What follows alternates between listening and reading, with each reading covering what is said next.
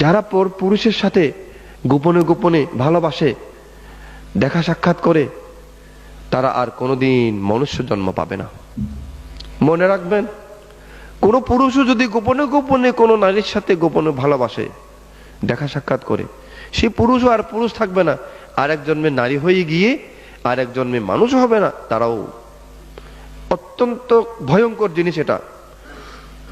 মনে রেখে দিবেন, স্বামী ব্যতীত আর কোন পুরুষের চিন্তা করবেন না।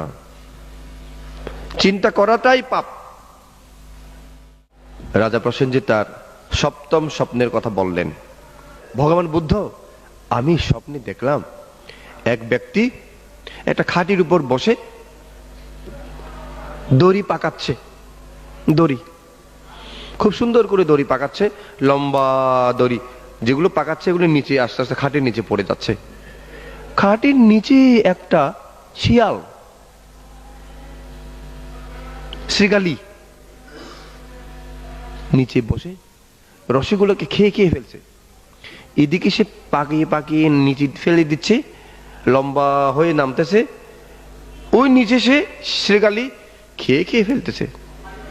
আমি এই স্বপ্ন দেখেছি।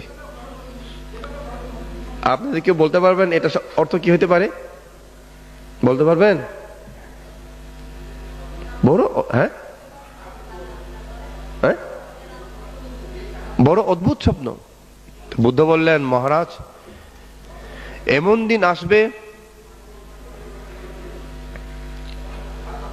তখন নারীরা অত্যন্ত অলংকার আসক্তা হবে, কামুক হবে, স্বামীর প্রতি বিশ্বাস ভঙ্গ করবে। তারা টাকার লোভে, অলংকারের লোভে এবং তার বিভিন্ন কাম পিপাসার কারণে স্বামীকে ক্ষতি করবে, পর পুরুষের সাথে গোপনে গোপনে প্রেম করবে। তারা বাড়িতে কি হলো কি না হলো কিছুই দেখবে না। পরিবারে খাবার দাবার রান্না হয়েছে কিনা, স্বামী খাবে কিনা, ছেলে মেয়েরা খেয়ে ফেলেছে কিনা, কোনো খোঁজ খবরই রাখবে না।